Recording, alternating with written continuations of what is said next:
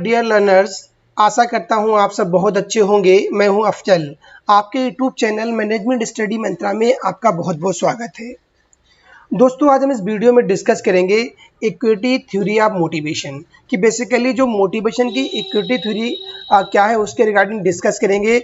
इसको किसके द्वारा ये प्रोपाउंड की गई उनके बारे में भी देखेंगे। तो गाइज, इससे पहले जो हमने डिस्कस किया था मैक्लेलैंड की जो 3 नीड थ्योरी थी उसको डिस्कस हमने किया था। वो बहुत इंपॉर्टेंट थ्योरी ऑफ मोटिवेशन है। अगर आपने उस वीडियो को अभी तक नहीं देखा है तो आप प्लेलिस्ट में जाइए, मैक्लेलैंड की 3 नीड थ्योरी ऑफ मोटिवेशन उसको भी आप देख सकते हैं। तो लगातार जो अभी हम डिस्कस कर रहे हैं जितनी भी मोटिवेशनल जो थ्योरी है, जो कंटेंट थ्योरी हो गई या जो हमारी कंटेम्परेरी या जो हमारी प्रोसेस थ्योरी है उनके रिगार्डिंग हम डिस्कस कर रहे हैं, राइट। तो जो इस वीडियो में डिस्कस करेंगे इक्विटी थ्योरी ऑफ मोटिवेशन। तो basically equity theory of motivation क्या है इसको देखते हैं। इक्विटी थ्योरी ऑफ मोटिवेशन नाम से क्लियर हो रहा है कि ऐसी थ्योरी ऑफ मोटिवेशन जहाँ पर बहुत ही ज़्यादा फेयरनेस होती है, कोई पार्शलिटी नहीं है, कोई डिस्क्रिमिनेशन नहीं है, उसके थ्रू हम कैसे मोटिवेट होते हैं उसके बारे में बताया गया है इक्विटी थ्योरी के अंदर। तो गाइज, इक्विटी जो है वर्ड से क्लियर एकदम हो रहा है कि इक्विटी माने क्या होता है, एकदम जो फेयरनेस। अगर हम बात करते हैं फेयरनेस, तो बेसिकली जो इक्विटी है वो फेयरनेस है। अगर ऑर्गेनाइजेशन के अंदर सब कुछ फेयरनेस है, कोई डिस्क्रिमिनेशन नहीं है, तो डेफिनेटली जो इंडिविजुअल है या जो एम्प्लॉयज है उनके अंदर मोटिवेशन आएगा।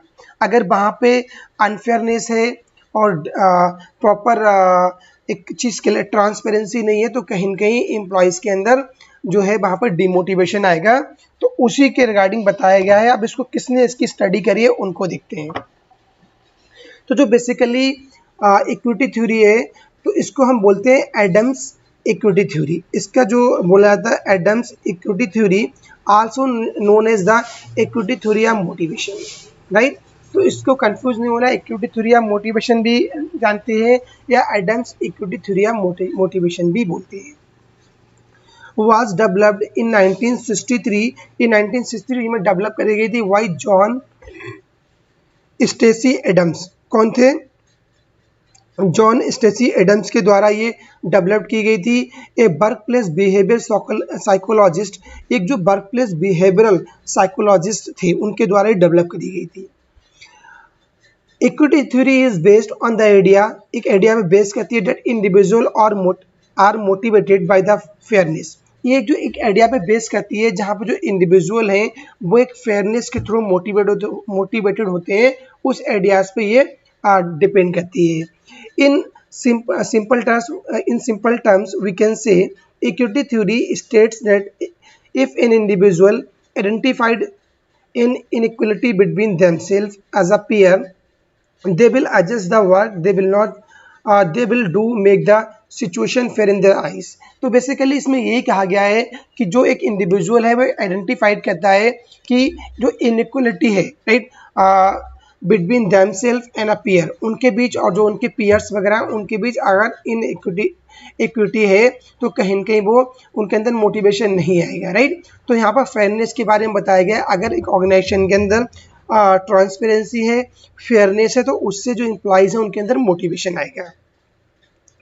As in example of equity theory, if an employee learns that a peer doing exactly the same job as them is earning more money, then they will choose to do less work, thus creating fairness in the eyes।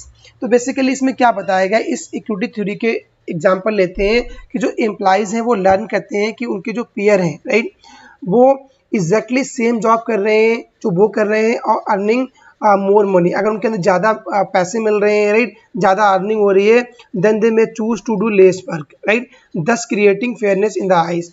तो उस प्रकार क्या होगा, उनके अंदर एक demotivation आएगा और वो कम वर्क करेंगे और उनको ये कहीं कहीं चीज़ें उनके अंदर आएंगी कि यहाँ पर फेयरनेस नहीं है, क्योंकि आपके पास भी उतना ही एक्सपीरियंस है और जो आपके कलीग हैं, जो आपके पीयर्स हैं, उनके पास भी सेम एक्सपीरियंस है, सेम क्वालिफिकेशन है, पर कहीं न कहीं सैलरी का जो डिफ्रेंसिएशन है, राइट, तो उस वजह से जो डिमोटिवेशन आ रहा है तो उसके बारे में बताया गया है। लेट्स सपोज इसका एग्जांपल हम लेते हैं कि पर्सन ए है, राइट, पर्सन ए है एम्प्लॉय और एम्प्लॉय बी है, दोनों का जो एक्सपीरियंस 2 ईयर है, इसका भी 2 ईयर्स है, राइट।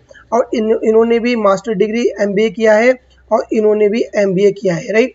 पर डिफरेंस क्या आ रहा है, इसकी जो पर्सन ए है, राइट, उसकी सैलरी 50,000 है, राइट, पर इसकी सैलरी जो है 40,000 है। तो ये क्या हुआ, ये फेयरनेस नहीं हुआ। तो इस वजह से क्या होगा, जो बी पर्सन है, जो बी एम्प्लॉय है, उसके अंदर डिमोटिवेशन आएगा। तो इसमें यही बताया गया है कि एक एम्प्लॉयज़ के अंदर, एक ह्यूमन बीइंग के अंदर, इंडिविजुअल के अंदर मोटिवेशन कब आएगा, जब कोई एकदम ट्रांसपेरेंसी है और बिल्कुल फेयरनेस है, कोई डिस्क्रिमिनेशन नहीं है, तो वहाँ पे मोटिवेशन आएगा। तो बेसिकली इसमें यही बताया गया है। अब देखते हैं, extrapolating from this Adam equity theory tells us that higher an individual perceptions of equity यानी fairness, then the more motivated they will be. Conversely, an individual will be demotivated if they perceive unfairness. तो ये बताया गया है कि अगर fairness चीज़ें हैं, अगर वो उनका जो इंडिविजुअल का परसेप्शन है फेयरनेस का, तो उनके अंदर ज़्यादा मोटिवेशन आएगा। अगर उनको ऐसा लग रहा है कि यहाँ पे अनफेयरनेस है, वो ऐसे तो उस वजह से वो डिमोटिवेट होंगे। तो इसमें ये बताया गया बेसिकली।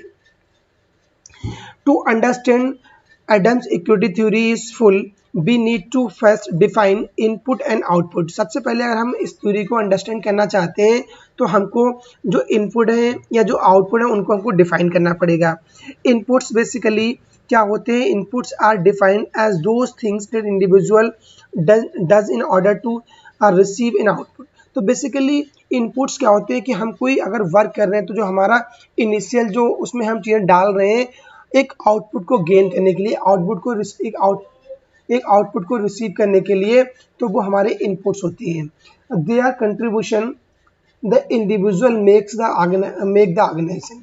तो बेसिकली इनका एक कंट्रीब्यूशन होता है कि जो एक इंडिविजुअल है वो एक ऑर्गेनाइजेशन को बनाता है। तो हम देखते हैं कि इनपुट्स कौन कौन से हैं और आउटपुट कौन कौन से, जिस वजह से जो एम्प्लॉय है या जो ह्यूमन बीइंग है एक ऑर्गेनाइजेशन के अंदर कैसे मोटिवेट होते हैं। तो आपको इसमें यही देखना है, इसमें जो रिलेशन चलता है, जो दो मेन कीवर्ड है वो यहाँ पे बेसिकली इनपुट है और आउटपुट है।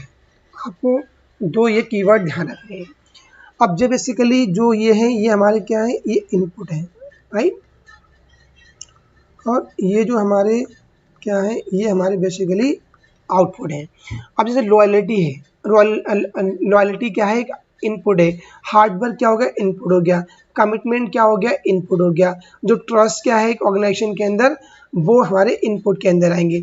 और जो हमारा आउटपुट क्या आएगा, जो हमें सैलरी मिल रही है, राइट, जो हमें बेनिफिट्स मिल रहे हैं एक ऑर्गेनाइजेशन के थ्रू, जो हमें रिकॉग्निशन या अप्रिसिएशन मिल रहा है, या जो हमारे अचीवमेंट्स हैं, वो हमारे आउटपुट कहलाएंगे। तो इनके बीच हम जितना इनपुट डाल रहे हैं उसका हमको आउटपुट मिल रहा है इन अ वेरी फेयर वे में, तो उससे कहीं के हमारे अंदर मोटिवेशन आता है। तो इस डायग्राम में यही बताया गया है कि फेयर बैलेंस कब होता है, कि आप जो इनपुट डाल रहे हैं तो आपको आउटपुट भी गेन हो रहा है। अगर आपने इनपुट बहुत अच्छा डाला पर आपको आउटपुट नहीं मिल रहा, तो कहीं कहीं आप डिमोटिवेट हो जाएंगे। अगर आपको इनपुट आपने डाला बेटर और आपको आउटपुट भी बेटर आ रहा है, तो डेफिनेटली आप एक मोटिवेट होंगे। इसी के रिगार्डिंग शो बताया गया है। हाउ वी कंपेयर, इसको हम कैसे कंपेयर कर सकते हैं रिफरेंट ग्रुप्स। जो रिफरेंट ग्रुप्स हैं उनको देखते हैं। A referent group is simply a collection of people a person uses the purposes of comparison, right? For Adam's equity theory of motivation, there are 4 reference group people compare themselves with. तो जो Adams equity theory के according, right, यहाँ पे basically जो 4 different groups होते हैं जिसके through जो पीपल हैं एक दूसरे से कंपेयर करते हैं। इनमें कौन कौन से आते हैं जो डिफरेंट ग्रुप हैं? Self inside, an individual's experience within their current organisation. तो इसमें क्या होता है, सेल्फ इनसाइट जो एक इंडिविजुअल का एक्सपीरियंस है एक जो करंट ऑर्गेनाइजेशन जहाँ पे वो वर्किंग कर रहे हैं उसको देखते हैं। और सेल्फ आउटसाइड एक individual experience with other organisation, जब एक जो इंडिविजुअल का एक्सपीरियंस है अदर ऑर्गेनाइजेशन के साथ, तो इसमें वो देखते हैं। और फिर आता है others outside, others within the individual current organisation. जो अदर्स हैं उनका जो एक इंडिविजुअल का करंट ऑर्गेनाइजेशन है उसके साथ कंपेयर करते हैं, या others outside of the individual organisation. तो इसमें क्या होता है, जो अदर्स पर्सन होते हैं और अदर्स के साथ वो कंपेयर करते हैं, तो उस वजह से जो स्टडी करी गई है, मोटिवेशन आता है, उसके बारे में बताया गया है एडम्स इक्विटी थ्योरी के थ्रू। अब इस जो डायग्राम दिया वो इससे हम देखते हैं कि बैलेंस और इम्बैलेंस ऑफ रिवार्ड्स क्या है, कि जो रिवार्ड्स हमें मिलते हैं वो उनका बैलेंस क्या है या उनका इम्बैलेंस क्या है, उसको देखते हैं। तो बेसिकली आप देखिए कि इक्विटेबल रिवार्ड्स होते हैं, इनइक्विटेबल रिवार्ड्स होते हैं, और इक्विटेबल रिवार्ड्स हैं, और मोर देन इक्विटेबल रिवार्ड्स हैं। तो जो इक्विटेबल रिवार्ड्स क्या है कि जो आपने एक्सपेक्ट करा है उस प्रकार आपको रिवॉर्ड्स मिल रहे हैं। इनइक्विटेबल क्या हो गया कि आपके एक्सपेक्टेशंस तो बहुत थी पर उसके अकॉर्डिंग आपको रिवॉर्ड्स नहीं मिल पा रहे हैं। और मोर देन इक्विटेबल क्या है कि जो आपकी इक्विटी थी, राइट, कि एक फेयरनेस थी, आपको इतने अवार्ड मिलेंगे, उससे भी ज़्यादा आपको रिवॉर्ड्स मिल रहे हैं, तो उस वजह से इम्बैलेंस और बैलेंस क्रिएट होता है। तो देखते हैं जो इनइक्विटेबल रिवार्ड्स बेसिकली हैं ये, इससे अगर आपको मिलेंगे इनइक्विटेबल तो इससे हमारे डिससेटिस्फेक्शन आएगा, रिड्यूस आउटपुट, हम जो आउटपुट है वो हमारा रिड्यूस हो जाएगा, और डिपार्चर फ्रॉम द ऑर्गेनाइजेशन, और हम ऑर्गेनाइजेशन से डिपार्चर हो जाएंगे, हम ऑर्गेनाइजेशन को क्विट कर देंगे, क्योंकि जो हमारे रिवॉर्ड्स हैं वो एकदम इक्विटेबल नहीं है, तो हमारे अंदर कहीं के डिससेटिस्फेक्शन क्रिएट होगा, और जो हमारे आउटपुट है उस पर भी बहुत फ़र्क पड़ेगा, और अल्टीमेटली जो हम ऑर्गेनाइजेशन में वर्किंग कर रहे हैं उसको हम ऑर्गेनाइजेशन को स्विच कर देंगे। इसके बाद जो बेसिकली आता है equitable rewards, continuation at the same level of output. अगर ये वाली जो फेज आती है, राइट, तो वहाँ से क्या जो आउटपुट का लेवल है वो हम बिल्कुल कंटिन्यू रखेंगे, क्योंकि जो हमारे रिवार्ड्स है वो एकदम इक्विटेबल है, बिल्कुल सही है, जो हमारी जितना आप इनपुट डाल रहे थे उसके अकॉर्डिंग हमें रिवार्ड्स मिल रहे हैं। अब मोर देन इक्विटेबल रिवार्ड्स, अब जितना हमने इनपुट डाला उससे ज़्यादा हमें आउटपुट मिल रहा है, तो उस कंडीशन में क्या होगा, हम बहुत सारा वर्क करेंगे, हम हार्डर वर्क करेंगे, बहुत ही पैसिनेट वर्क करेंगे, बहुत ही डेडिकेटली वर्क करेंगे, क्योंकि हमें जो हमने इनपुट डाला है उससे ज़्यादा हमें आउटपुट मिल रहा है, अचीवमेंट मिल रहा है, और रिकॉग्निशन मिल रहा है, राइट। तो उस वजह से हम ज़्यादा हार्ड वर्क करेंगे। इसके बारे में बेसिकली बताया गया है। तो गाइस, अगर आपको ये वीडियो अच्छी लगी हो तो वीडियो को लाइक करो और अपने दोस्तों के बीच शेयर करो। अगर आप चैनल पे नए हैं तो प्लीज़ चैनल को सब्सक्राइब करिए, और साथ में जो बेल आइकन है उसको ऑन कर दीजिए, ताकि आने वाले वीडियोज़ का नोटिफिकेशन आपके पास पहुँचे।